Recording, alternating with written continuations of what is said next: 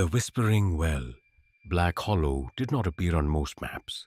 It sat in the north of England, hidden between miles of black pine forest and low hills that seemed to lean inward, as though trying to keep the village secret.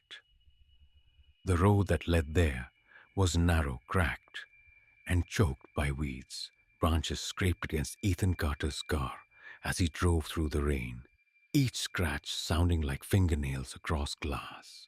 He had been sent there to kill a story. That was what his editor had called it. A haunted well, she had said, laughing as she dropped the file on his desk. A village legend. People hearing voices, missing persons. You'll expose it as nonsense by Monday. Ethan did not believe in ghosts. He believed in grief, fraud, bad memories, and people who mistook silence for meaning. By the time he reached Black Hollow, dusk had already settled. The village looked deserted at first. A single road ran through it, lined with old stone cottages, a shuttered butcher's shop, a church with no bell, and a pub called the Stag and Lantern. Yellow light glowed behind its windows. Inside, the pub smelled of wet wood, old smoke, and something faintly metallic. The owner, Margaret Hale, was a thin woman in her 70s, with sharp eyes and hands that never stopped moving. She gave Ethan a room above the pub and a key that was cold enough to sting his palm. When he told her why he had come, her face changed. "I'm writing about the well," Ethan said. "The one in the forest." The pub went quiet. A man at the bar lowered his glass. Two older women near the fire stopped whispering. Margaret stared at Ethan as if he had placed a dead animal on the counter. "You shouldn't go there," she said. "I've heard that already." "Then hear it again." Ethan gave her a polite smile. "People say it calls names." Margaret leaned closer. "It doesn't call everyone." Something about the way she said it made his smile fade. What does that mean?" "It means if it calls you, it already knows what to use." Before Ethan could ask more, Margaret turned away and pretended to clean a glass that was already clean. His room was small and plain. A bed, a wardrobe, a desk, and a window overlooking the forest. The wallpaper had faded into a yellowish gray, and the floorboards creaked even when he stood still. Ethan unpacked his laptop and began reading. The first disappearance happened 53 years ago. A shepherd named William Pike vanished after telling his wife he had heard his dead brother calling from the old well. 6 years later, a schoolteacher named Anne Rell disappeared. Her students said she had been distracted for weeks, staring towards the tree line whenever the wind blew. Then Daniel Moore, 17 years old, vanished on a rainy October night 27 years earlier. No body was found. No footprints beyond the well. No signs of violence. 4 more names followed, 7 missing in total, all connected to the same place. Ethan told himself there were reasonable explanations. Rural isolation, folklore, accidents, maybe even a local murderer protected by silence. Then he found one line in a scanned police report that made his fingers pause above the keyboard. Witness claims victim said, "Mother is calling me from the ground." Ethan read the sentence 3 times. His own mother had died when he was 12. He closed the laptop. Rain ticked against the window like small bones. At 11:47, Ethan put on his coat, took a flashlight, and left the pub. No one tried to stop him, but he felt watched as he crossed the empty road and entered the forest. The trees swallowed him quickly. The path to the well was little more than mud and exposed roots. His flashlight beam shook across wet bark and glistening stones. The air grew colder with every step. By the time he reached the clearing, his breath was fogging. The well stood in the center. It was older than he expected, built from dark stones, slick with rain. Vines crawled over its rim. The wooden roof above it had collapsed long ago, leaving two broken beams like horns. Ethan approached slowly. He shone the flashlight down. The darkness inside seemed too thick for the light to enter. He picked up a small stone and dropped it. It fell and fell and fell. No splash came, no impact, nothing. Ethan swallowed. Deep, he muttered, recording on his phone. Possibly connected to an underground shaft or drainage system. Local myths likely formed around disappearances caused by Ethan. He stopped breathing. The voice had come from inside the well. It was soft, a woman's voice. He stood frozen, one hand still holding the phone. Ethan. His skin went cold. Number. It was not possible. The voice was not just female. It was familiar. It had the slight warmth, the tired gentleness, the exact way his mother used to say his name when waking him for school. Ethan, sweetheart. His mouth opened but no sound came out. His mother had been dead for 22 years. Help me, the voice whispered. The flashlight flickered. Ethan stepped back. Who's there? Only rain answered. Then the voice came again, trembling now. It's so cold down here. His eyes burned. He hated himself for the sudden childish hope that rose in him. He hated that some wounded part of him wanted to lean over the well and call back. You're not real, he said. The voice changed, not in tone, but in distance. It sounded closer. I waited for you. The flashlight died. Darkness swallowed the clearing. Ethan fumbled with the switch, slapping the side of the torch. Nothing. Then he heard footsteps behind him. Slow, wet. Crunch, crunch, crunch. He turned. Lightning flashed. For one white instant, he saw a tall figure standing between the trees. It was human-shaped but too thin. Its head tilted sharply to one side. Its face was hidden in darkness. The lightning vanished. So did the figure. Ethan ran. Branches tore at his coat. Mud sucked at his boots. Behind him, the well kept calling his name in his mother's voice. It called gently at first, then sadly, then angrily, until the sound no longer seemed to come from behind him, but from inside his own head. He burst back into the village soaked and shaking. The pub was dark. He climbed the stairs to his room, locked the door, and leaned against it until his breathing slowed. It was a trick, he whispered. Someone knew about her. But no one in Black Hollow knew him. He turned on the bedside lamp. That was when he saw the footprints. Bare feet, wet with mud. They led from the window across the floorboards and stopped beside his bed. Ethan stared. The window was locked from the inside. A soft exhale came from beneath the bed, not his. Ethan did not move. Then a voice whispered from the darkness below him. Don't answer it again. For several seconds, Ethan Carter could only stare at the space beneath the bed. The lamp threw a weak yellow glow across the room, but the darkness below the mattress remained thick and untouched. The muddy footprints ended there. The smell of wet earth filled the air. "Who are you?" Ethan whispered. No answer. He grabbed the heavy brass lamp from the bedside table, ripped the cord from the wall, and crouched. The shape under the bed shifted. Ethan swung the lamp downward. A hand shot out.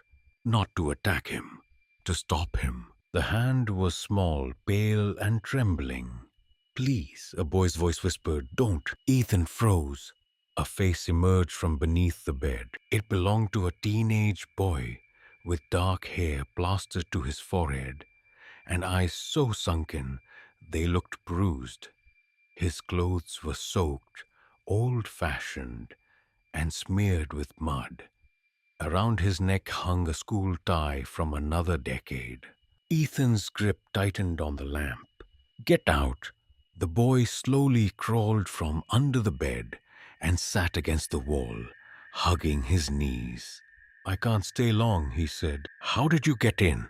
The boy looked toward the window. "It knows you now." Ethan backed away. "Who are you?" The boy's lips parted. Before he could speak, someone knocked on the door. 3 slow knocks. Ethan's head snapped toward it. Margaret's voice came from the hallway. "Mr. Carter, are you all right?" Ethan looked back. The boy's face twisted with terror. He pressed a finger to his lips. The knock came again. "Mr. Carter!" Ethan moved toward the door, but the boy shook his head violently. "Don't let her in. That's the owner." "No," the boy whispered. "Not right now." Ethan stared at the door. Margaret spoke again, but this time her voice was different, softer, younger. "Ethan, sweetheart." His blood turned to ice. His mother's voice. From the hallway, the doorknob turned once, locked. Then came a gentle laugh. The same laugh his mother used to give when he pretended to be asleep. Ethan stepped back until his shoulders hit the wall. The boy closed his eyes and began murmuring something under his breath. The room grew colder. A shadow passed beneath the door, too long and thin to belong to any human standing outside. It lingered there, bending sideways as if listening. Then the footsteps retreated, one by one, down the stairs. Silence returned. Ethan slowly turned to the boy. "Tell me your name." The boy opened his eyes. "Daniel Moore." Ethan felt the room tilt. "That's impossible." Daniel gave a sad smile. "I know. You disappeared 27 years ago. I fell. Into the well?" Daniel shook his head. "No one falls.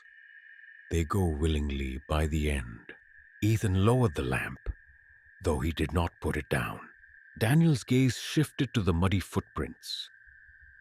"It used someone you loved." Ethan said nothing. "It always starts with the voice," Daniel continued. "Then the dreams, then the memories.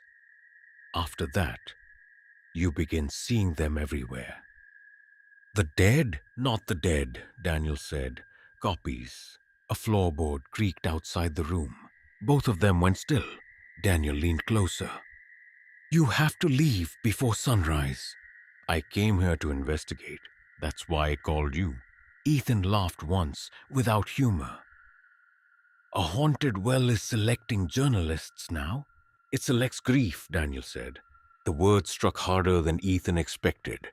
Daniel reached into his jacket and pulled out a small notebook wrapped in cloth. The pages were warped by damp, the cover soft with age. "I hid this before I went down," Daniel said. "Margaret kept it for years, but she doesn't remember giving it back to me." Ethan took the notebook.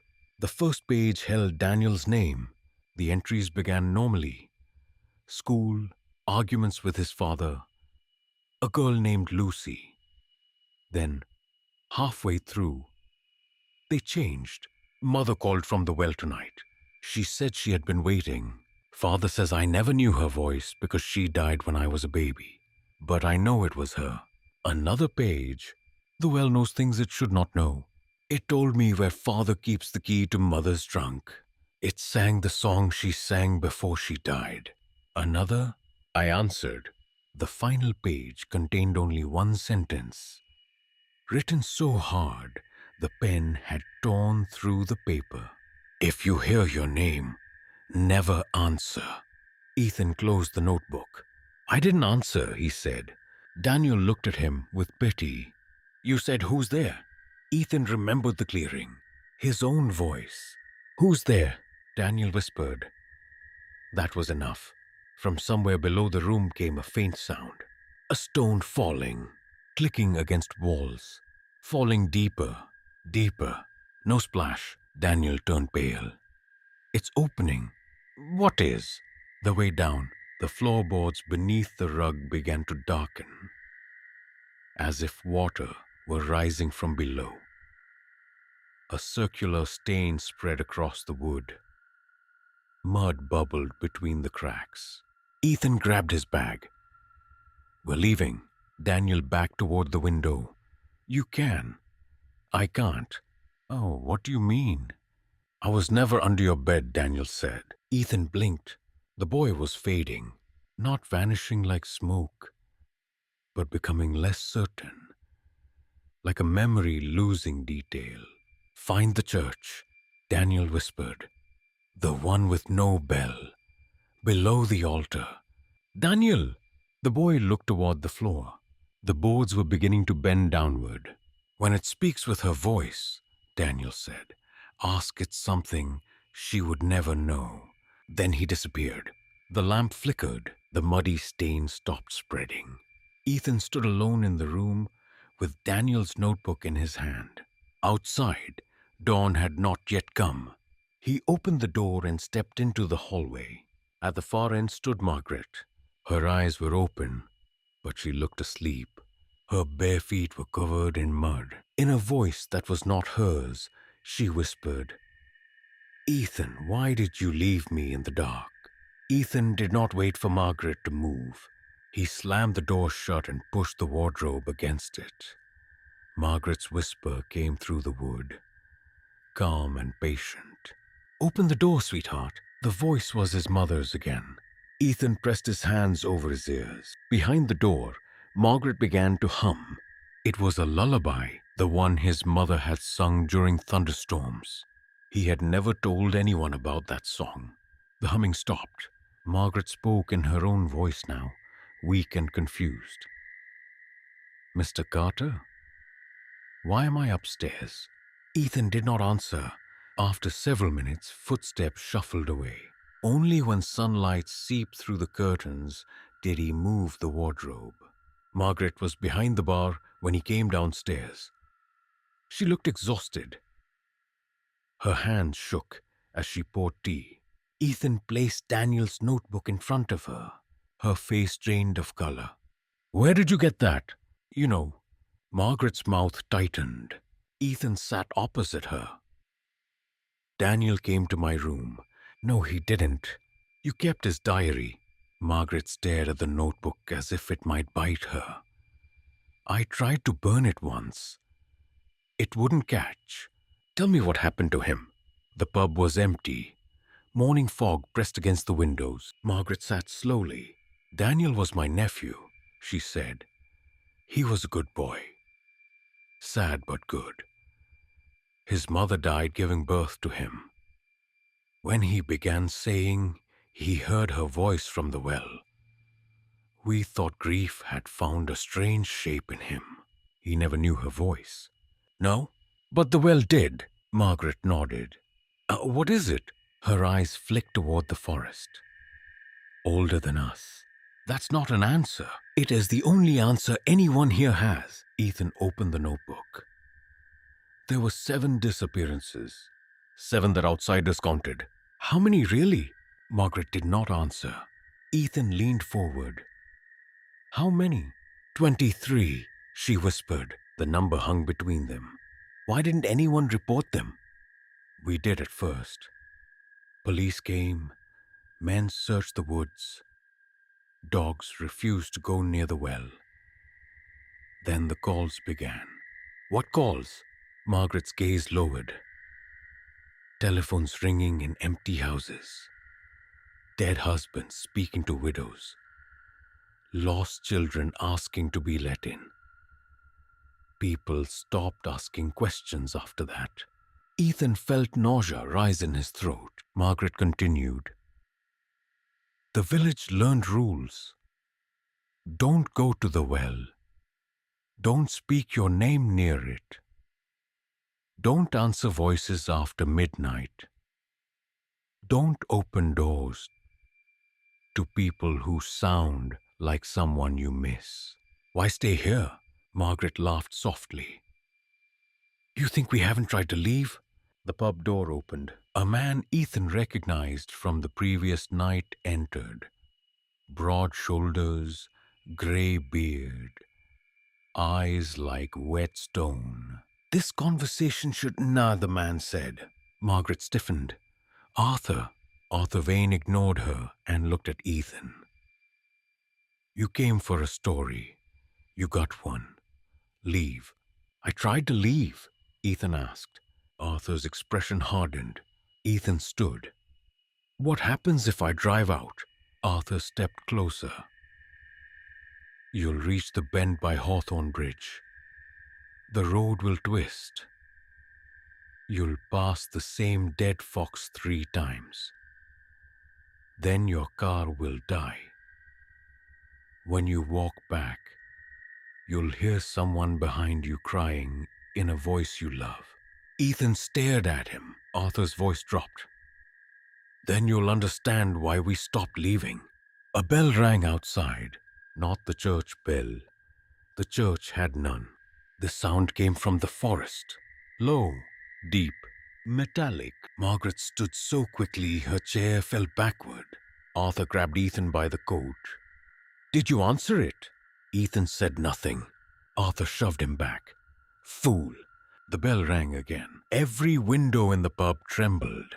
Outside, villagers emerged from their homes. They stood in the mist, all facing the forest. Margaret whispered, It hasn't rung in 27 years. Since Daniel? Ethan asked. Arthur looked towards the tree line. No, he said, since the last time someone came back. The fog shifted. At the end of the road stood a figure. A teenage boy in old wet clothes. Daniel Moore. But now everyone could see him. Margaret covered her mouth. Daniel raised one hand. Behind him, between the trees, dozens of pale shapes stood watching. They were human silhouettes, but their heads were bowed at unnatural angles, as if listening to something beneath the earth. Arthur whispered, The missing. Ethan stepped into the road. Daniel's mouth opened. At first, no sound came. Then every window in Black Hollow spoke at once. Voices filled the village, men, women, children. Some crying, some laughing, some begging, all calling the names of the living. Margaret collapsed to her knees, sobbing as a child's voice called her auntie. Arthur backed away, his face breaking with terror. Ethan heard his mother above them all. Ethan, come home. Daniel's eyes met his. Then Daniel pointed toward the church with no bell. The front doors were open, and beneath the altar, something was knocking from below. The church of Black Hollow stood at the edge of the village like a corpse that had forgotten to fall. Its stones were black with rain, its windows narrow and clouded, its tower empty.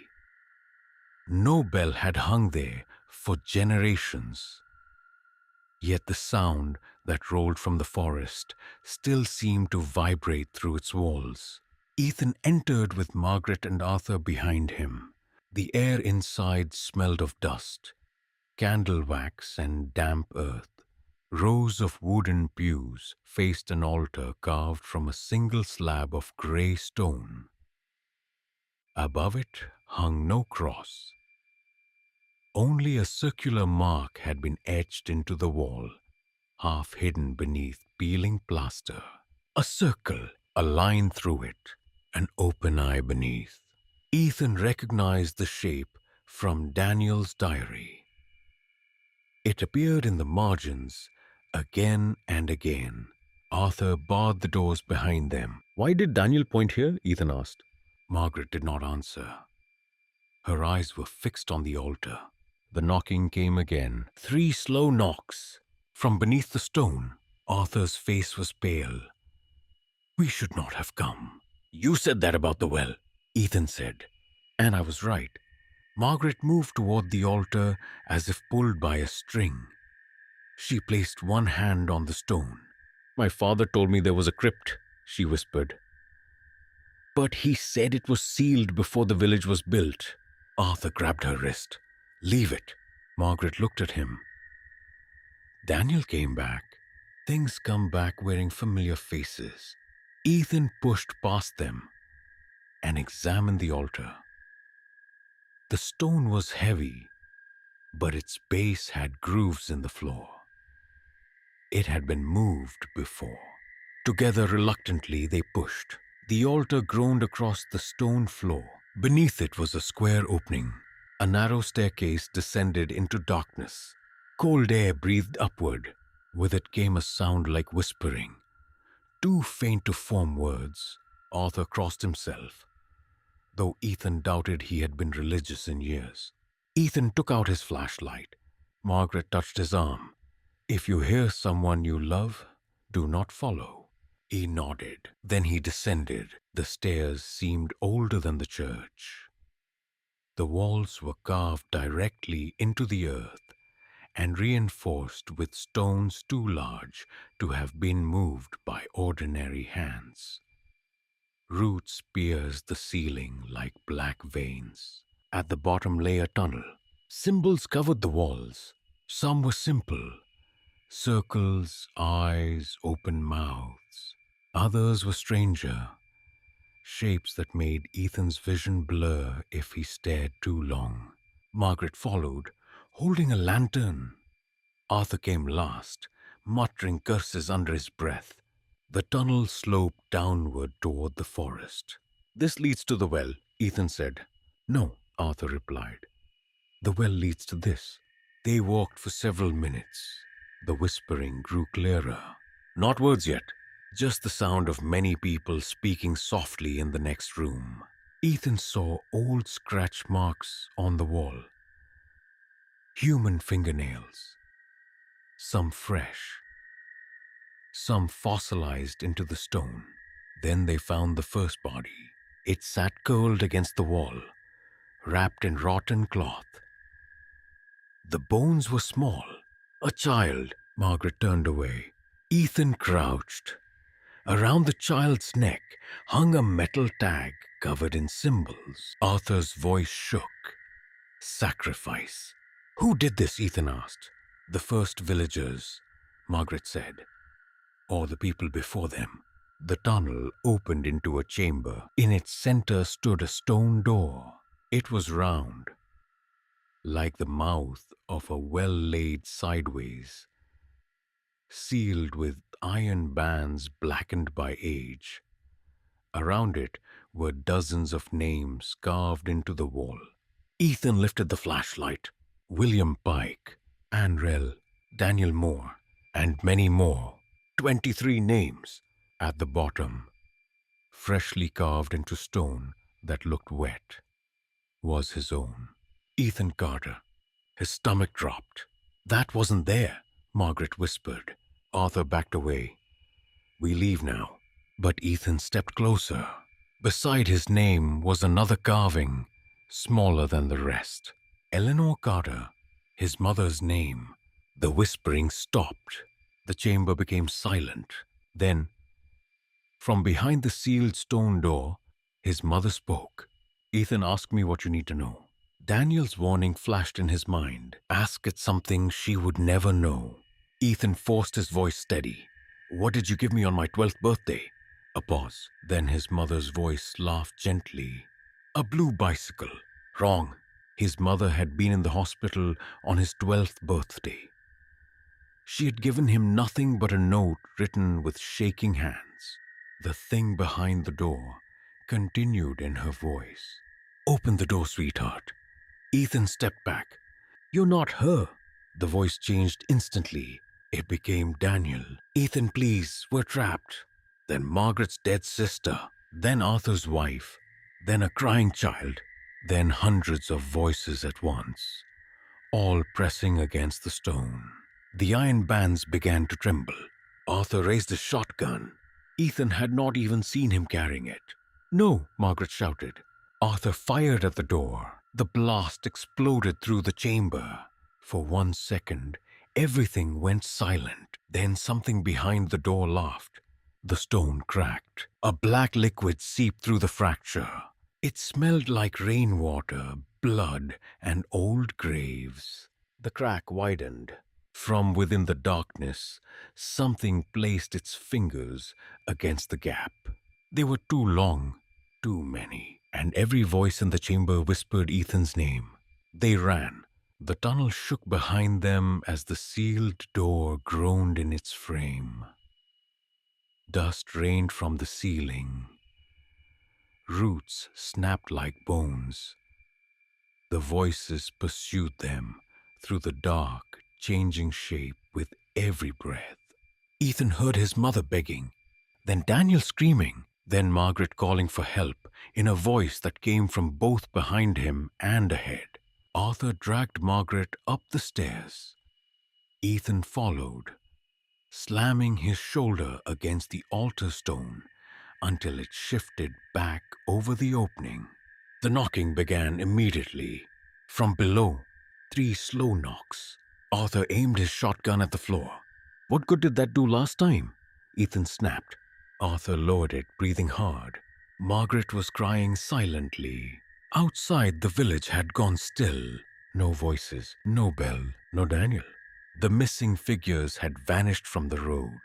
Ethan looked through the church window toward the forest. Between the trees, something pale moved away from sight. Arthur noticed. They'll come closer now. What are they? The Watchers. Margaret wiped her face. They appear when the well has chosen someone. Ethan turned. Chosen me for what? Neither answered. The first Watcher appeared that night.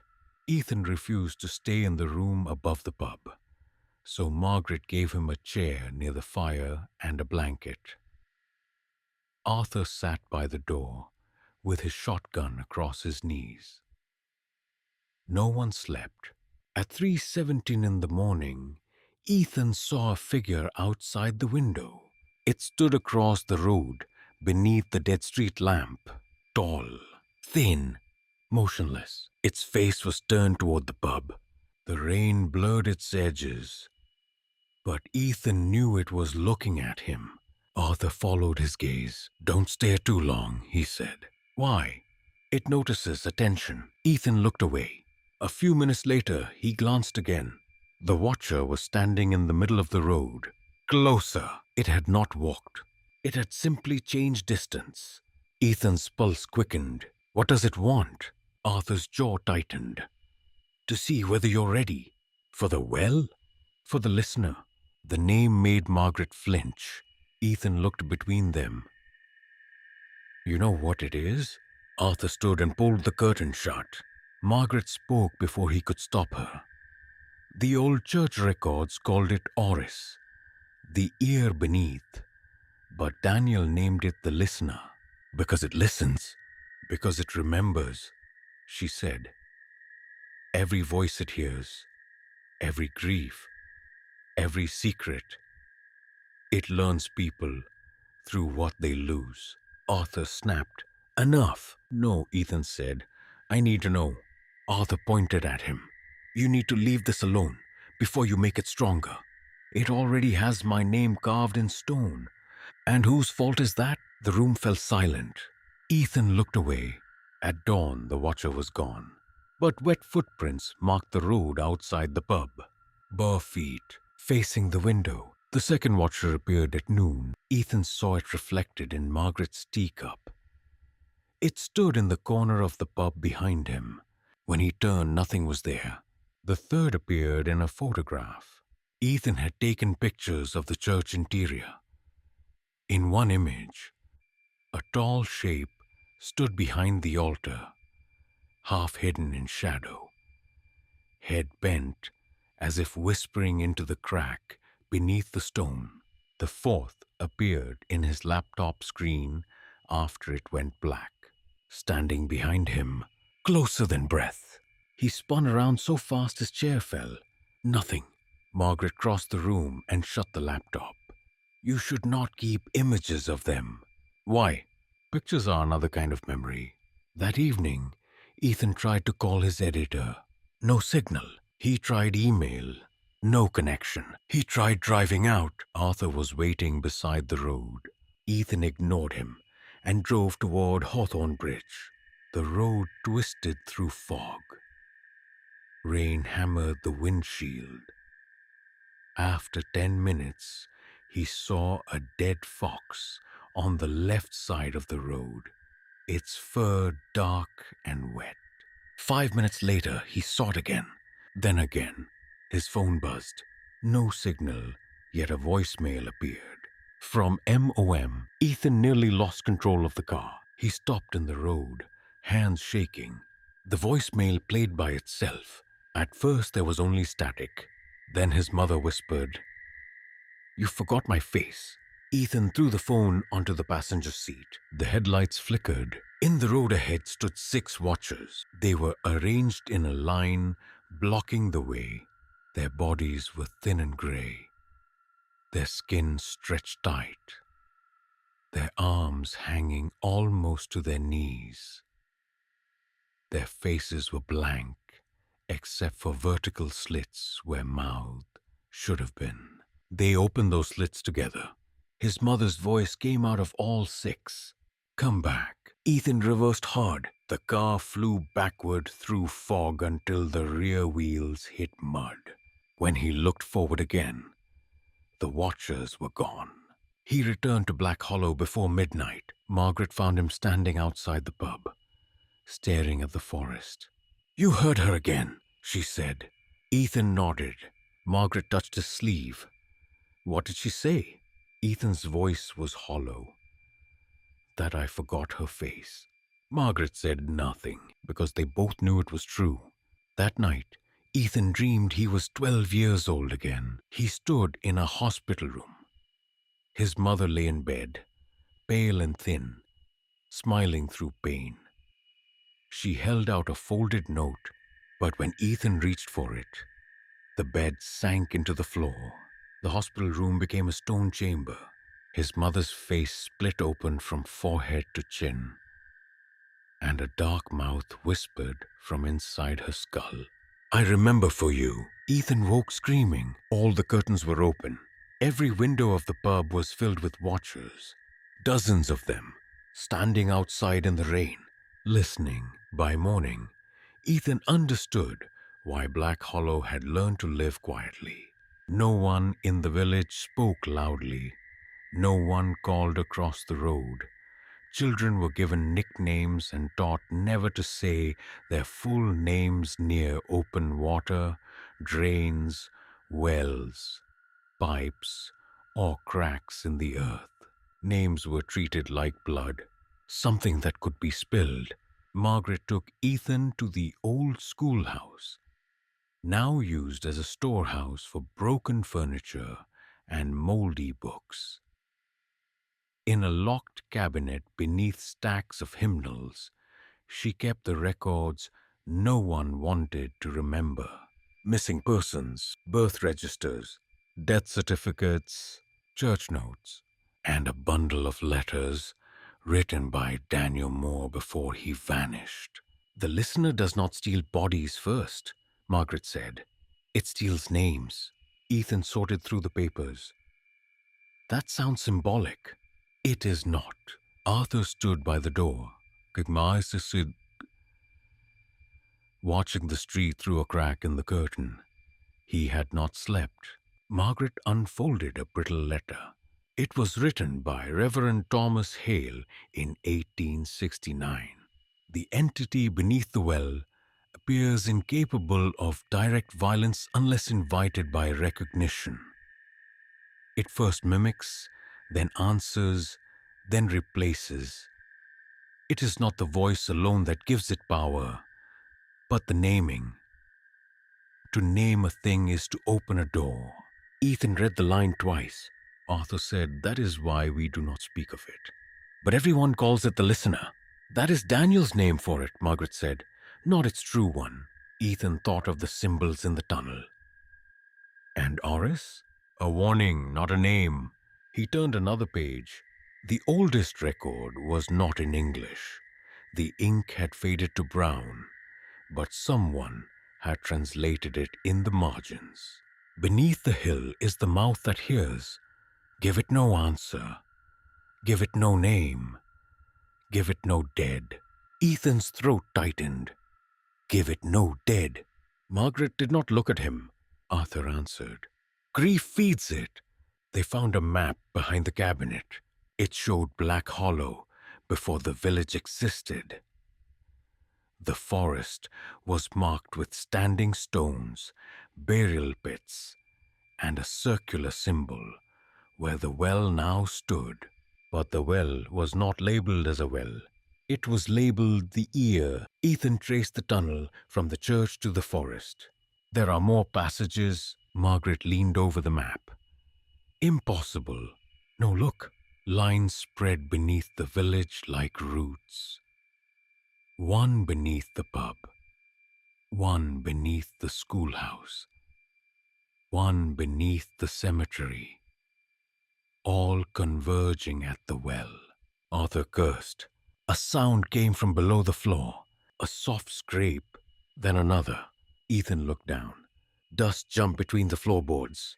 Something beneath them dragged itself slowly across the underside of the building. Margaret whispered, "Don't move." The scraping stopped under Ethan's feet. A voice rose from below. Not his mother, his own voice. "Ethan Carter." It spoke slowly, as if tasting the name. Arthur raised the shotgun. Margaret shook her head urgently. The voice beneath the floor continued. "Born March 17th. Mother Eleanor. Father unknown. Afraid of deep water. Afraid of forgetting.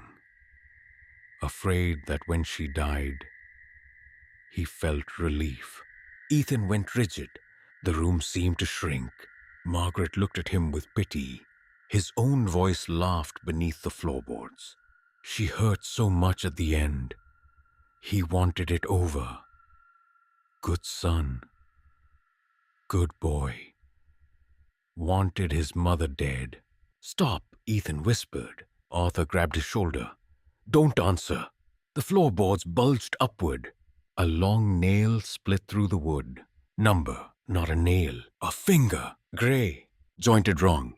It pushed through the crack, bending toward Ethan like a worm. Then another finger. The boards creaked.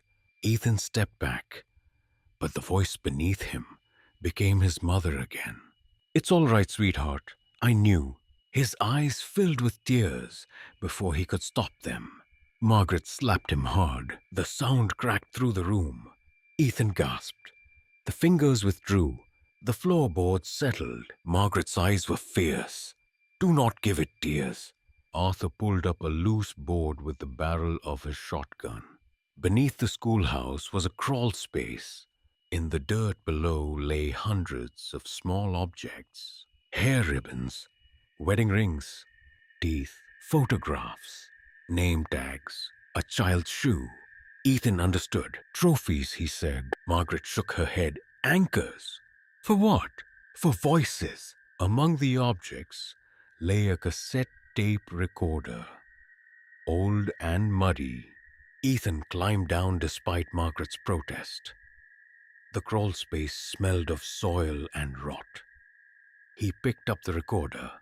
The label on the tape read, "Daniel Moore, Session 4. They returned to the pub and played it on Margaret's old machine. Static filled the room. Then Daniel's teenage voice spoke. "If anyone hears this, the well is not a place. It is an opening. The thing below cannot climb out unless enough of us remember it. The watchers are not servants. They are what is left of people after their names are emptied." There was a pause. Daniel began crying. It has my mother's voice now, but I know the truth. It never knew her. It only knew my need. The tape crackled. Daniel whispered, "There is a church beneath the church. There is a door beneath the door. And behind it, there is a chamber where all the stolen names are kept." Another voice joined his, Daniel's mother, soft and loving. "Daniel, come down." Daniel sobbed. The recording ended with a splash. Ethan sat in silence. Then the tape began playing again by itself. This time, Daniel was not speaking from the machine. He was speaking from the walls. "Ethan," he whispered, "I found your mother." The message from Daniel played once and then vanished into static. Arthur smashed the tape recorder against the floor before it could speak again. Pieces of plastic scattered across the pub. Margaret shouted, "Arthur!" He pointed at Ethan. That was bait. Ethan knew it, but the words had already entered him. "I found your mother." Not her voice, not her memory. Her. The possibility was absurd, cruel, impossible, and powerful. That was how the listener worked. It did not need belief, it only needed longing. Ethan spent the afternoon searching through the church records. He ignored Arthur's warnings and Margaret's pleas to rest. His mother's name had been carved beneath the church.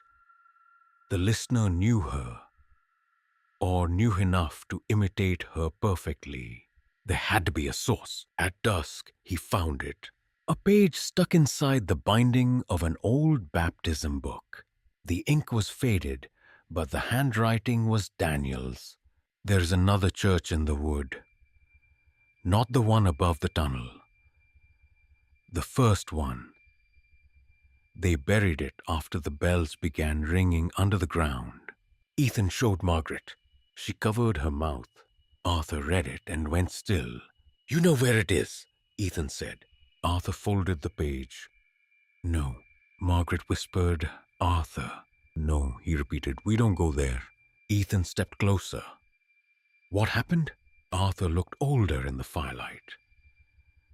"My wife heard our son there." Margaret lowered her eyes. Arthur's voice became flat. "Our boy died at 3 months. Fever. My wife never accepted it. Years later, she heard him crying in the woods. I followed her to the buried church, and I came back." The silence after that was answer enough, but Ethan pressed. "She didn't."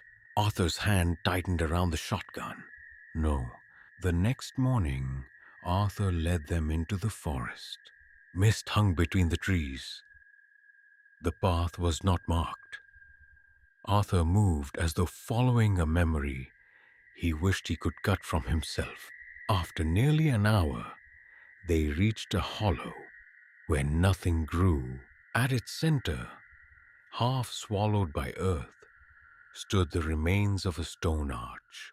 Beyond it was the staircase descending underground. The forgotten church was buried beneath the forest floor. They lit lanterns and went down. Unlike the village church, this place had not been built for worship.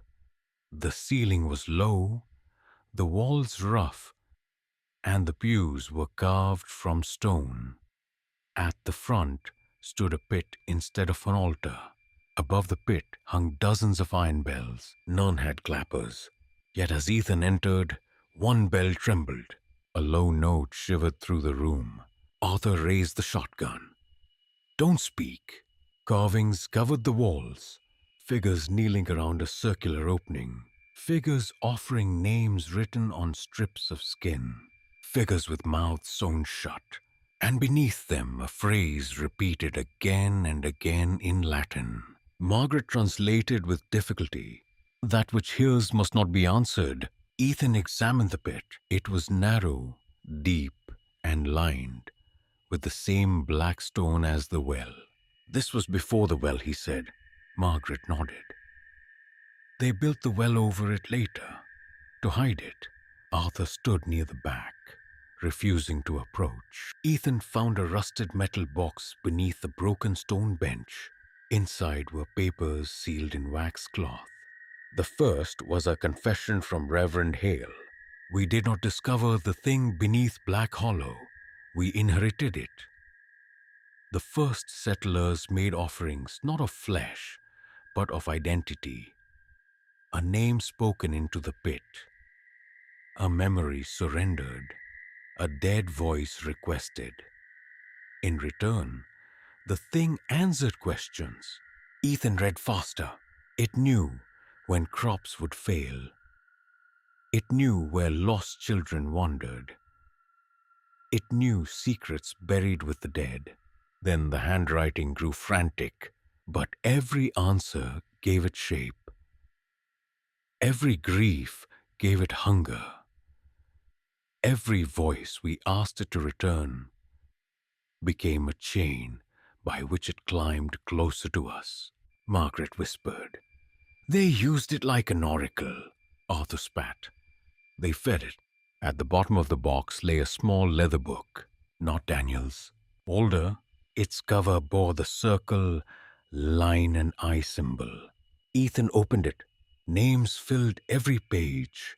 Some crossed out, some circled, some written in red. Near the end, written in modern ink, were the 23 missing. Daniel Moore's name was not crossed out. It was underlined. Beside it, someone had written, "Returned incomplete." Ethan turned the page. His heart stopped. Eleanor Carter, his mother's name, written 22 years earlier. The year she died, beneath it was a note. Voice acquired through son. Ethan could not breathe. Margaret read over his shoulder and whispered, Ethan. He remembered the hospital. His mother dying. Him 12 years old, praying without knowing to whom. Please let me hear her again someday. The pit below the bells exhaled. All the lanterns went out.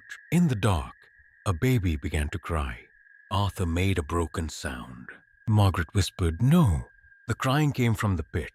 Arthur's shotgun fell from his hands. My son, he breathed.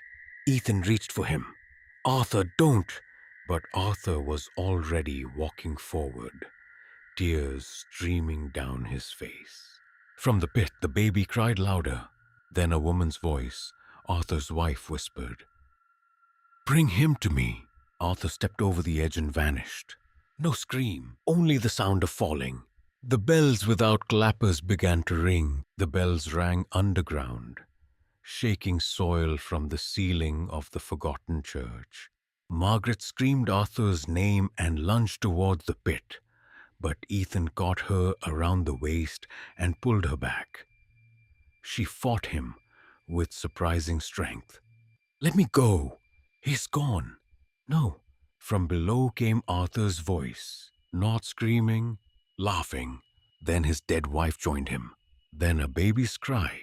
Then all three sounds blended into one deep, wet chuckle that did not belong to any human throat. Margaret stopped struggling. The bells rang harder. Cracks opened in the walls. The carved figures seemed to shift in the lanternless dark. Ethan grabbed the leather book and pulled Margaret toward the stairs. Behind them, something climbed inside the pit, not upward, outward, as if the darkness itself had arms. They reached the forest as the buried church collapsed behind them. The ground sank inward with a roar, swallowing the arch and staircase. Birds exploded from the trees. Then silence fell. Margaret knelt in the mud, shaking. Arthur was gone. By the time they returned to the village, everyone knew. Doors opened. Faces appeared. No one asked what had happened. They could see it in Margaret's eyes. That night, no one lit lamps. Black Hollow sat in darkness, afraid of being noticed. Ethan and Margaret stayed in the pub cellar, surrounded by salt, iron nails, and old prayer cards. Ethan did not believe in any of it, but he helped place them anyway. Margaret sat with Arthur's shotgun across her lap. He knew better, she whispered. He taught others better. It used his son. It always uses the wound that never closed. Ethan opened the leather book. Now he understood. The listener had not simply copied voices. It collected fragments of people through grief. A whispered wish, a prayer, a memory spoken aloud beside death, a name cried into rain. Somehow, Ethan had given it access to his mother when he was a child. He found the section marked Voice Acquisition. The handwriting described rituals that were half religious and half scientific. A voice may be taken through the blood relation, strong mourning, repeated memory, or unanswered prayer. The dead do not speak. The listener speaks in the shape of the dead. Ethan felt both relief and horror. His mother was not trapped, but something had been wearing her voice for 22 years. Margaret leaned over the book. There must be a way to stop it. They searched until dawn. Near the final pages, they found a drawing of a cavern. At its center stood a black pool. Around it were thousands of names carved into stone. Beneath the drawing, the chamber of voices. Break the names and the mouths fall silent. But one who is named must enter. One who is called must answer only once, and falsely. Ethan read it aloud twice. Margaret frowned. Answer falsely? It wants truth, Ethan said. Names, memories, recognition, maybe a lie weakens it. That is a guess. It's all we have. A knock came from above. 3 slow knocks on the cellar door. Margaret raised the shotgun. A voice called down. It was Arthur. Meg, I'm cold. Margaret's face crumpled. Ethan took the shotgun from her hands. Arthur knocked again. I found them. I found everyone. Daniel was telling the truth. Margaret pressed her fist against her mouth. Ethan called. What was your son's name? Silence. Margaret stared at Ethan in horror. The thing above the cellar answered in Arthur's voice. Thomas. Margaret closed her eyes. Arthur's son had been named Samuel. Ethan fired through the cellar door. The blast tore wood apart. A shriek ripped through the house, made of many voices layered together. Something heavy skittered across the ceiling above them. Then came laughter. Arthur's voice amused. Good, it said. You're learning. The cellar walls began to sweat black water. Names appeared in the moisture. Margaret Hale, Ethan Carter, Arthur Vane, Daniel Moore, Eleanor Carter. The water ran downward, forming a circle on the floor. A hole opened in the center, not breaking the floor. Replacing it, black stone appeared beneath, wet and ancient. Stairs descended where no stairs had been. Margaret whispered, It's inviting you. Ethan looked down. From below, Daniel's voice rose.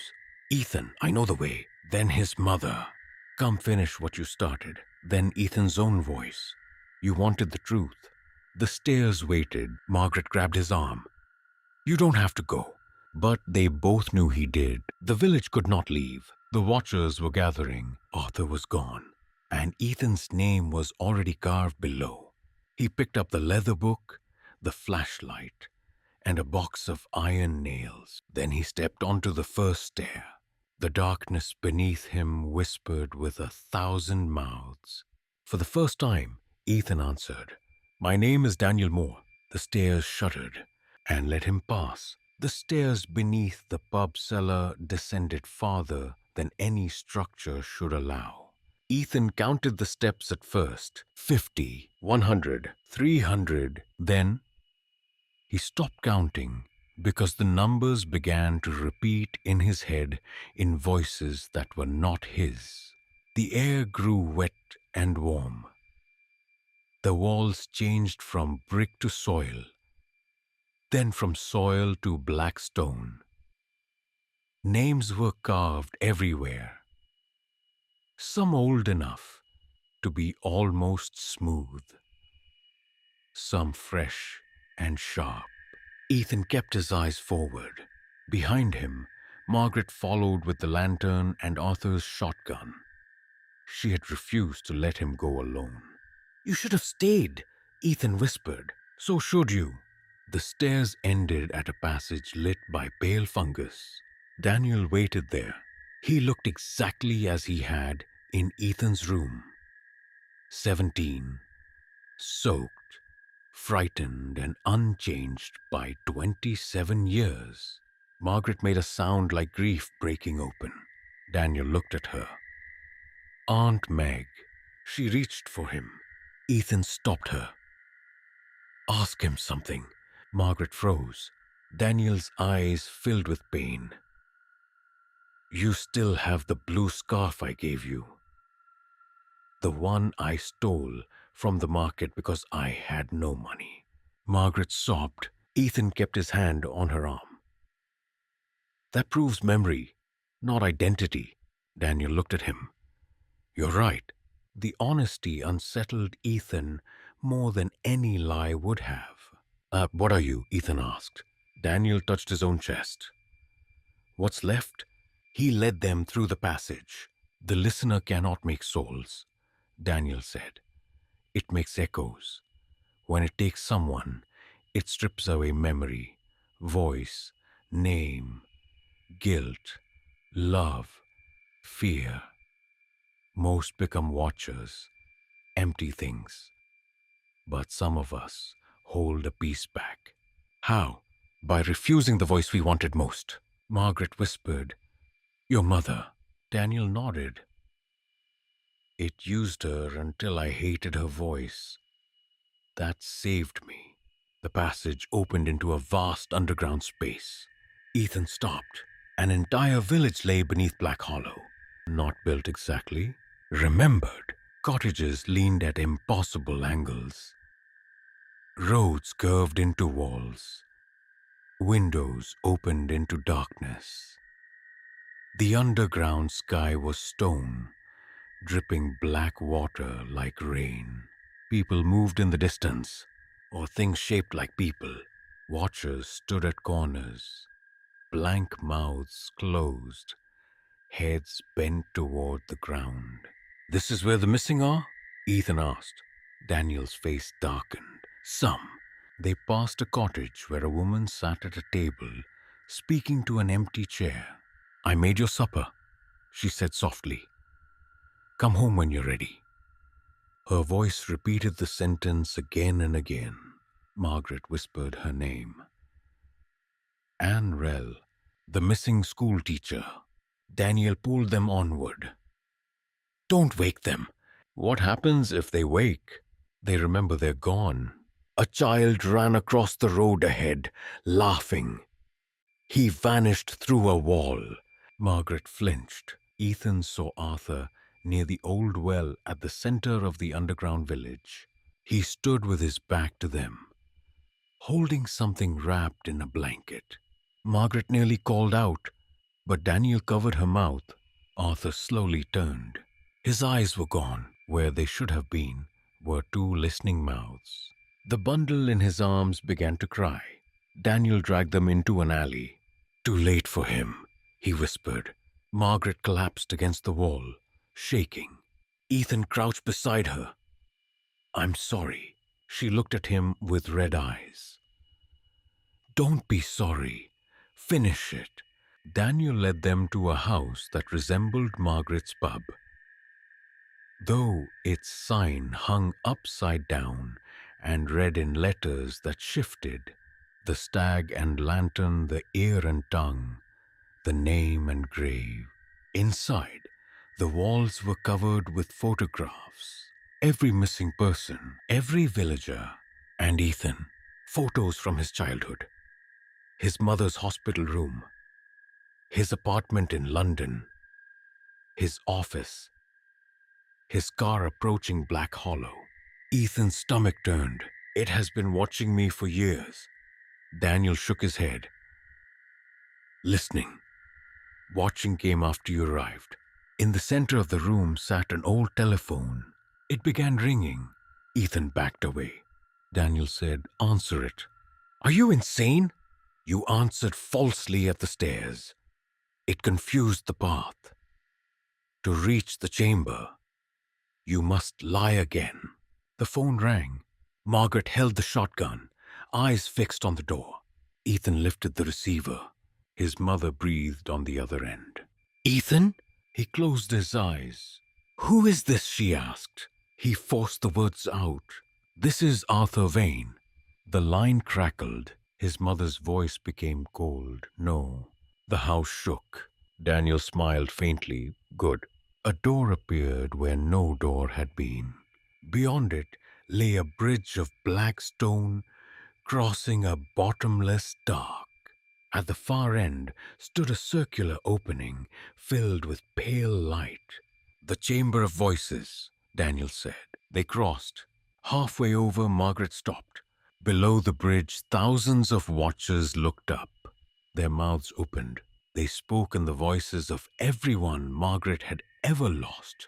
Her mother, her father, Daniel, Arthur, Samuel, all begging her to look down.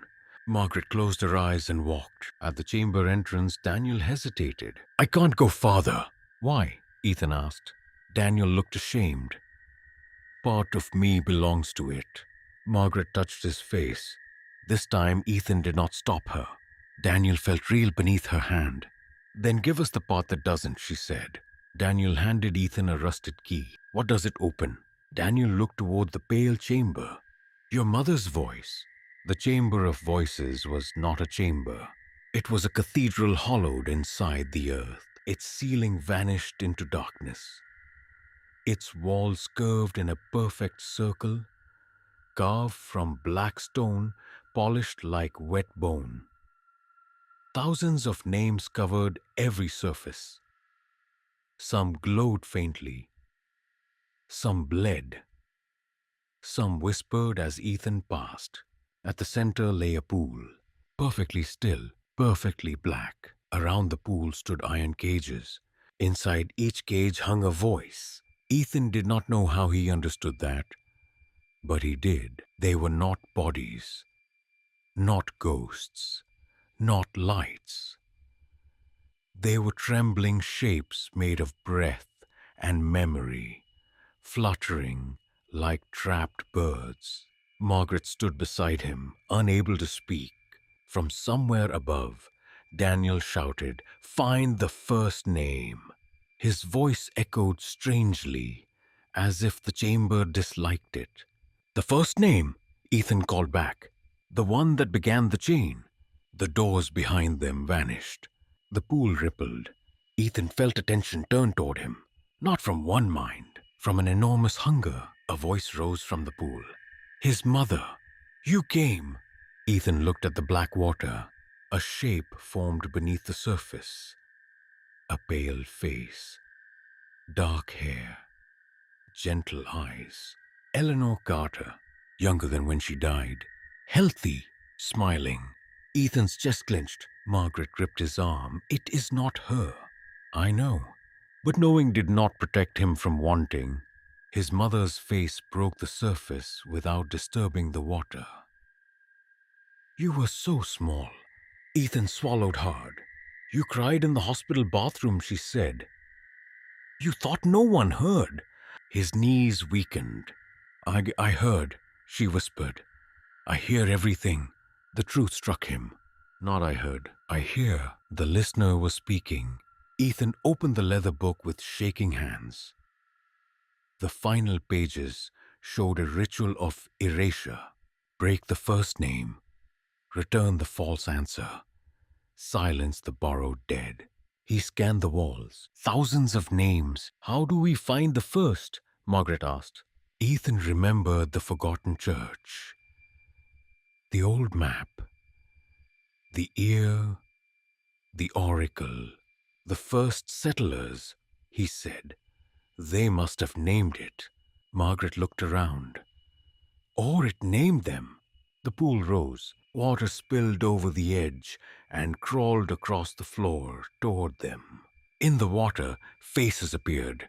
Arthur and Rel, William Pike. People Ethan did not know, then his own face. Each whispered a different name. Ethan Carter, or Daniel Moore. Arthur Vane, Eleanor Carter, Margaret Hale. The chamber was trying to confuse identity. Margaret fired the shotgun into the nearest cage. The blast shattered iron.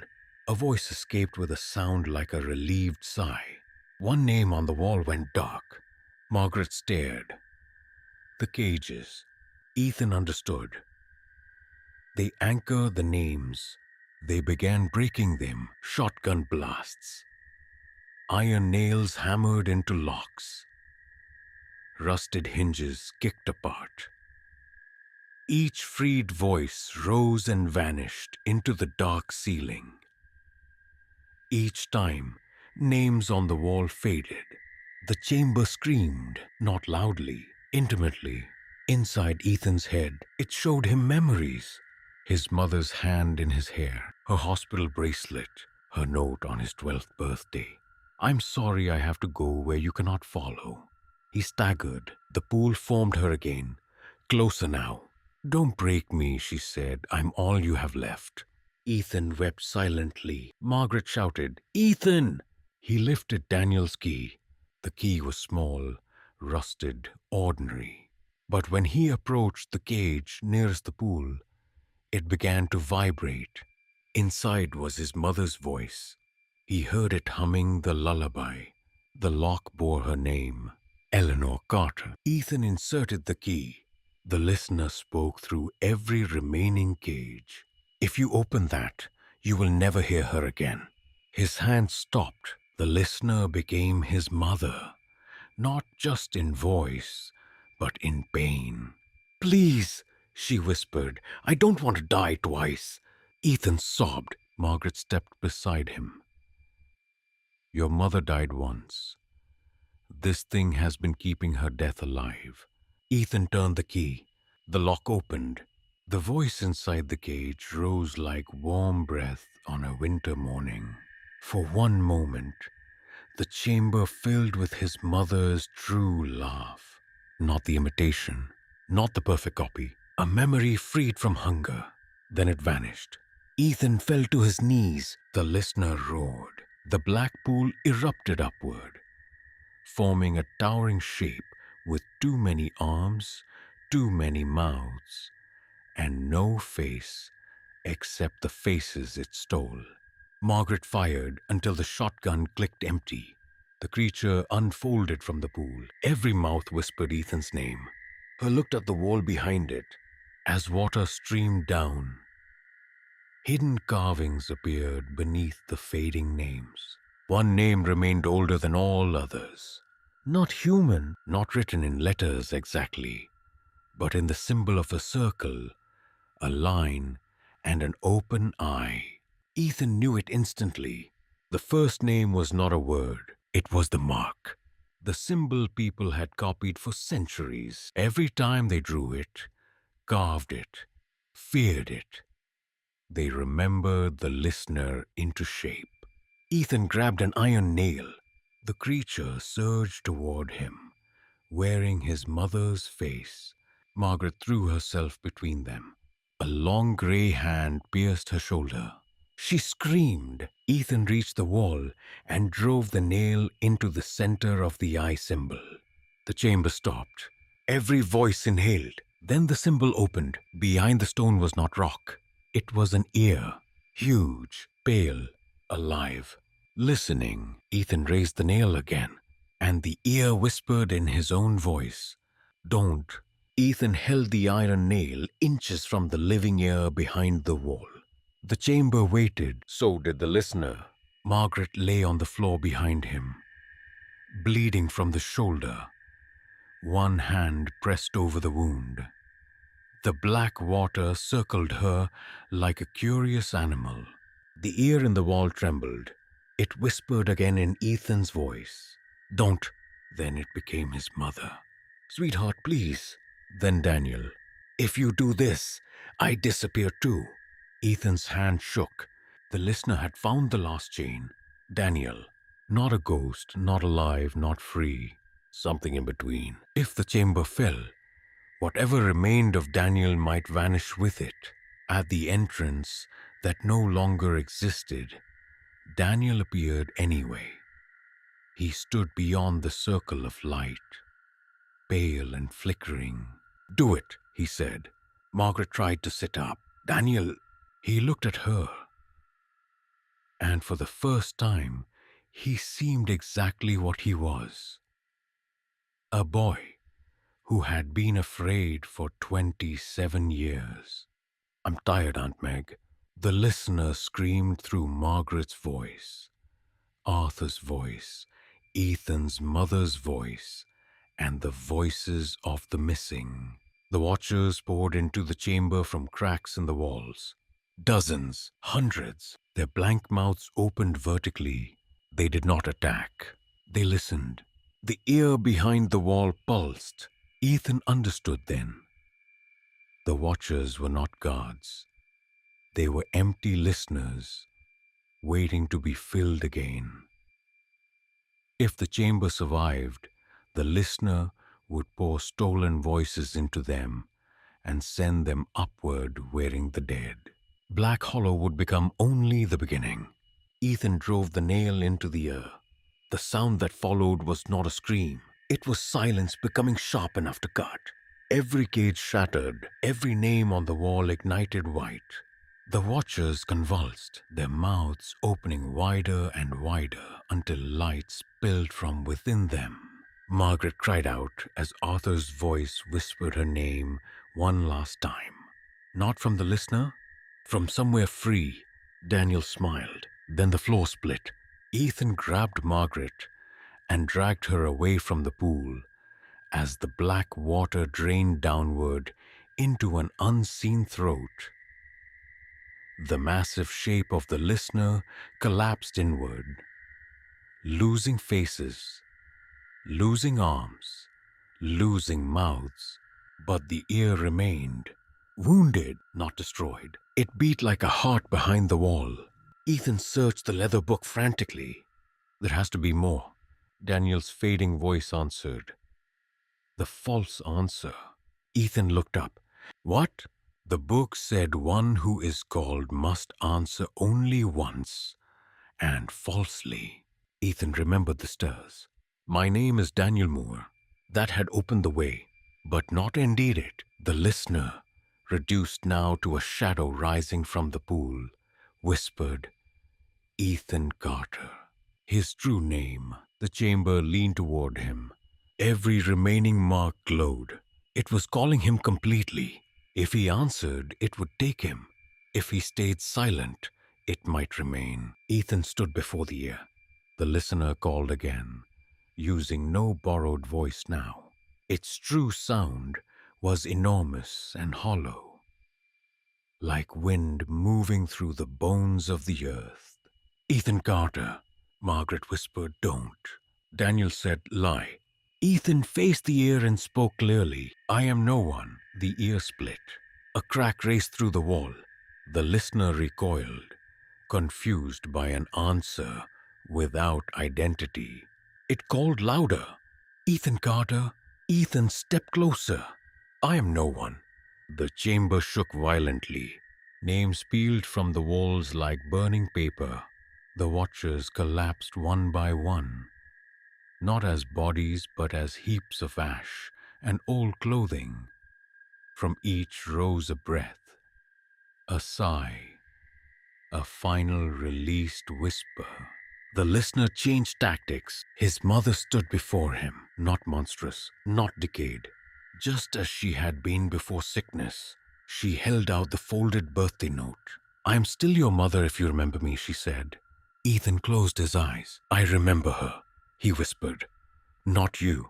He drove the last iron nail into the split ear. This time the scream came. It tore through the underground village, through the tunnels, through the church, through the well, and up into Black Hollow. Windows shattered miles above. The forest bent in a wind that came from below. The chamber collapsed. Daniel ran to Margaret and took her hand. For a heartbeat, he looked solid. "Aunt Meg," he said. She touched his face. "I'm sorry I couldn't save you." "You did," he said. "You remembered me right." Then he turned to Ethan. "You too." Ethan tried to speak, but the ceiling came down. Daniel shoved him and Margaret towards a crack in the wall. "Go!" They crawled through as stone fell behind them. The passage twisted upward. Water roared below. Voices rushed past them in the dark. No longer calling names, only leaving. Ethan dragged Margaret through mud roots and broken stone until cold air struck his face. They emerged at dawn beside the old well. The forest was silent. The well had collapsed inward. Only a circular pit remained, filled with stones and rainwater. For the first time, when Ethan dropped a pebble into it, he heard a splash. Margaret laughed through tears. Black Hollow woke slowly. Villagers stepped from their houses. Some cried without knowing why. Some smiled at empty air. Some heard, just once, the true voices of those they had lost saying goodbye. Then silence settled. Not the old silence of fear, a clean silence. Ethan stayed 3 days. Margaret survived her wound. Arthur's body was never found. But one morning, his shotgun appeared outside the pub, cleaned and unloaded. Beside it lay a baby's silver rattle. Margaret buried both in the churchyard. On Ethan's final morning, she gave him Daniel's diary. "He would want the story told," she said. Ethan looked toward the forest. The well was gone. "How will anyone believe it?" Margaret smiled sadly. "Does that matter?" He drove out of Black Hollow just after sunrise. This time the road did not twist. He passed Hawthorne Bridge once. No dead fox. No voices. No watchers. By evening, he reached London. His apartment felt too bright, too loud, too ordinary. He placed Daniel's diary on his desk, opened his laptop, and began to write. For the first time in years, he tried to remember his mother's face without fear. He could, imperfectly, humanly, and that was enough. At 12:03 a.m., his phone rang. Unknown number. Ethan stared at it. It rang once, twice, 3 times, then stopped. A voicemail appeared. He did not touch it. The screen lit by itself. The voicemail played. At first, there was only static. Then a stone fell. Click, click, click, falling deeper, deeper. No splash. A voice whispered from the speaker. Not his mother, not Daniel, not his own. Something older, something wounded, something still listening. "You lied." Ethan did not sleep after the voicemail. He sat at his desk until morning, staring at the phone as if it were a living thing. Outside his apartment, London moved as usual. Cars hissed through wet streets. A dog barked. Someone laughed in the hallway. The ordinary world continued, shamelessly alive. At 7:12 a.m., the voicemail disappeared. No record remained. His phone showed no unknown call, no notification, no audio file. But Ethan had written the words down. "You lied." He called Margaret. She answered on the second ring. Before he could speak, she said, "I heard it too." Ethan closed his eyes. "What did it say?" Margaret's voice trembled. "Nothing. It breathed outside my window until dawn." The listener was not dead, wounded, weakened, but not dead. Over the next week, strange reports reached Ethan from places far beyond Black Hollow. A woman in Manchester heard her dead husband through a kitchen drain. A child in York said someone under the bathtub knew his secret name. A night guard in London quit after hearing his mother singing from an elevator shaft. None of it made the news. Not properly. Small incidents, nervous people, urban rumors. But Ethan knew when the chamber collapsed, it had not only destroyed the prison, it had scattered whatever remained. The listener no longer had one well. It had cracks, pipes, drains, old holes in the earth. Anywhere sound could fall and return changed. Ethan returned to Black Hollow 10 days later. Margaret looked older, but stronger. The village was different. Curtains were open. Children played in the road. The church doors stood wide, but no one went near the forest. The collapsed well had been sealed with concrete, stone, iron, and salt. Reverend Hale's symbol had been scratched from every wall, every book, every grave marker. Ethan and Margaret burned the leather book page by page in the pub fireplace. The pages screamed as they caught. On the final page, the eye symbol opened in the flame. A whisper escaped. Names do not burn. Margaret threw Arthur's silver lighter into the fire. The whisper stopped. That night, Ethan dreamed of Daniel. They stood in the underground village. But it was empty now. No watchers. No voices. No black pool. Daniel sat on the edge of the old well, looking up at a sky that was not stone, but stars. "You didn't finish it," Ethan said. Daniel smiled. "No, you began finishing it." What does that mean?" "It survived because people remembered it wrong. Feared it, fed it, named it. If you want to kill it, you have to make the world forget how to call it." "How?" Daniel's face began to fade. "Tell the story, why," he said, "but never teach the name." Ethan woke before dawn. He understood. The listener fed on secrecy, but it also fed on worship. Fear made it sacred. Names gave it shape.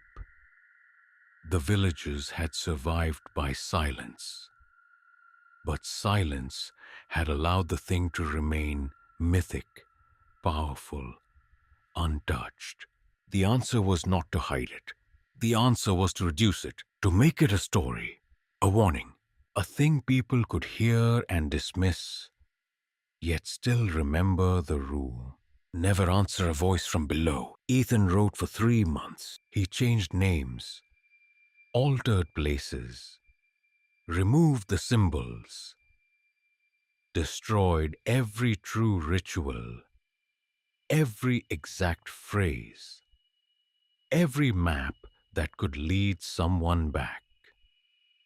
He kept only the fear that might save a life. The book was published as fiction. Critics called it atmospheric. Readers called it disturbing. Some said the ending felt too unresolved. Ethan accepted every review with quiet relief, because fiction was safer than scripture. A year passed. Black Hollow recovered. Margaret wrote once a month. The village children grew louder. The forest remained untouched, but flowers began growing near its edge. Ethan stopped hearing the voicemail in dreams. He stopped checking drains. He even began sleeping with the window open. On the anniversary of his first visit to Black Hollow, a package arrived. No return address. Inside was Daniel's diary. Ethan froze. The diary was impossible. He had locked it in a safe. He opened the cover. The old pages were blank. Every entry gone, every warning erased. Only one sentence remained on the final page, written in wet black ink. "If you hear your name, never answer." Ethan backed away. His apartment lights flickered. From the kitchen came the sound of dripping water. One drop, then another. Then a slow, hollow echo, like water falling into a deep stone throat. Ethan picked up a knife from the counter and approached the sink. The drain was black, too black. A voice rose from it. Ethan, he did not answer. The voice sighed. This time it was not his mother. It was Daniel. I'm still down here. Ethan gripped the counter until his knuckles whitened.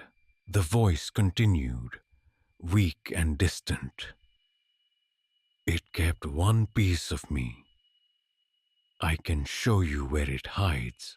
Ethan closed his eyes. Daniel's voice trembled. Please. The sink gurgled. A bubble of black water rose from the drain and burst. Inside it was a whisper. A baby crying, Arthur calling Margaret, his mother humming, all of them layered beneath Daniel's plea. Ethan stepped back. The knife shook in his hand. Then he remembered Daniel's dream. Tell the story, never teach the name. The listener could mimic Daniel, but it could not understand why Daniel had let go. Ethan opened his laptop. He created a new document. The drain whispered again. Ethan Carter. He typed one sentence. The thing beneath the earth is only dangerous if you answer. The voice grew sharper. Ethan Carter. He typed another.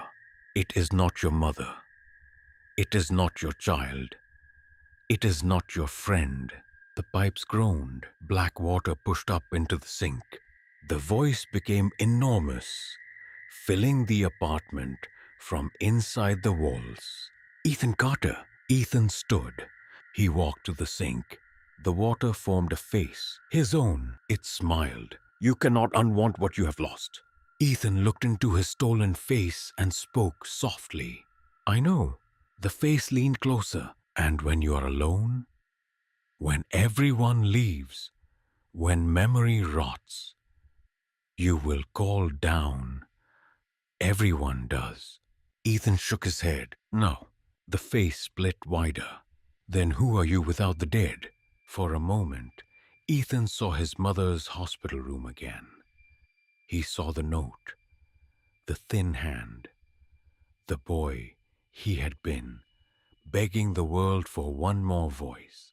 He had answered grief once. He would not answer hunger. Ethan turned from the sink and began reading aloud from his manuscript. Not the true names, not the symbols, not the rituals, only the warning. The more he read, the more ordinary the room became. The black water thinned. The voice lost depth. The walls stopped trembling. The listener whispered, smaller now, almost afraid. Stories remember. Ethan kept reading. Stories change, he said. The drain gave one last wet breath. Then clear water rushed from the tap, filling the sink, washing the blackness away. Silence returned. Months later, people began sharing the story online. Some called it fake. Some made jokes. Some recorded dramatic readings. Some changed the well to a mine, a sewer, a basement, a cave. The details blurred. The true shape vanished beneath invention. And with every retelling, the listener became less of a god and more of a ghost story. Less of a name, more of a warning. Ethan never returned to Black Hollow. Margaret died peacefully 6 years later. Her final letter arrived after her funeral. Inside was a photograph of the village children playing near the forest. On the back, she had written, "No voices this year." Ethan kept the photograph on his desk. He grew older. He wrote other books. None as successful. None as true. Sometimes, late at night, pipes knocked on the walls. Sometimes rainwater gurgled in drains. Sometimes, just before sleep, he thought he heard someone whisper his name from very far below. He never answered, not once. And because he never answered, the voice remained only a voice, but in forgotten places, where wells still stand uncovered and people still carry grief too heavy to bear. The old hunger waits. It listens through stone. It listens through water. It listens through the cracks beneath houses and the hollow spaces under church floors. It waits for a name. It waits for sorrow. It waits for someone alone in the dark to hear a beloved voice calling from below and whisper back, "Who's there?" And when they do, somewhere deep in the earth, a stone begins to fall. Click, click, click. Deeper, deeper, deeper. No splash,